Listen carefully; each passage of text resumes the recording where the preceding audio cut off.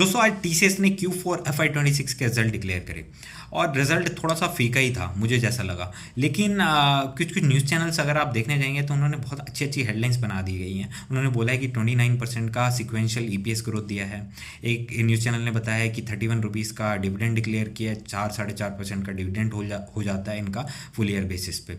तो इस तरीके से भी स्टोरी बताई जा रही है और बता रहे हैं कि फुल ईयर बेसिस पे इन्होंने Q4 FY26 में 12% का ईपीएस ग्रोथ दिया है, मार्जिन एक्सपेंशन हुए हैं और इन्होंने सबसे ज़्यादा क्या किया है, स्ट्रीट की एक्सपेक्टेशन बीट कर दिया है। तो अगर स्ट्रीट की एक्सपेक्टेशन 5-6% थी, जो स्ट्रीट पहले ही बिलो एवरेज एक्सपेक्टेशन लगा रहा था, उस 5-6% को आपने 12% से बीट कर दिया ईपीएस को, तो कुछ बहुत अच्छा भयंकर काम नहीं कर दिया है। ठीक है, पहली बात तो ये। और दूसरी बात, ये हुआ क्यों है, अगर आप डिटेल्स में देखना चाहेंगे ना तो ये हुआ है डॉलर के अगेंस्ट रुपया का वीकन होना। ठीक है, इनका जो FY26 के बेसिस पे इन्होंने रिजल्ट डिक्लेयर किया है ना, वो -2% का डी ग्रोथ दिखाया है कांस्टेंट करेंसी पे। ठीक है, और Q4 26 में देखेंगे तो खाली 1.2% का रिटर्न दिया है इन्होंने सिक्वेंशियल बेसिस पे।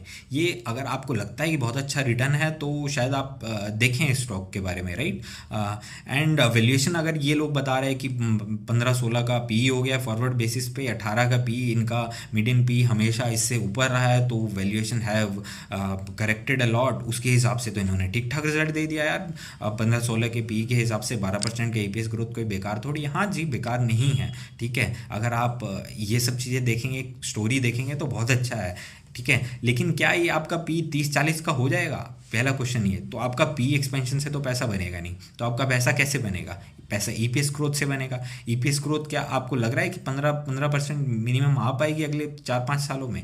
वो तो देखो किसी को नहीं पता, लेकिन जिस हिसाब से इनकी परफॉर्मेंस हो रही है या इन्होंने करी है वो बहुत ही वाहियात ही करी है। ठीक है, पिछले 12 क्वार्टर से 10-12 क्वार्टर से इनका ग्रोथ 10-12% मैक्सिमम रहा है टॉप लाइन के बेसिस पे, और वो का मेजर रीज़न है कि डॉलर के अगेंस्ट रुपया का वीक होना। खाली not only against dollar but because of the pound के अगेंस्ट जो इनका हम अपना रुपया वीक हुआ है, and other currencies as well. हमारा रुपया सबसे ज़्यादा वीक होता है। ठीक है, एंड उसकी वजह से इन सब कंपनीज को टेलविंड्स मिल जाती हैं और इनका टॉप लाइन बॉटम लाइन अच्छा दिखता है। लेकिन हमें जब भी आईटी कंपनीज के रिजल्ट देखने हैं वो कांस्टेंट करेंसी में देखना है कि क्या इनका कोर ऑपरेशंस अच्छा कर रहा है या नहीं कर रहा।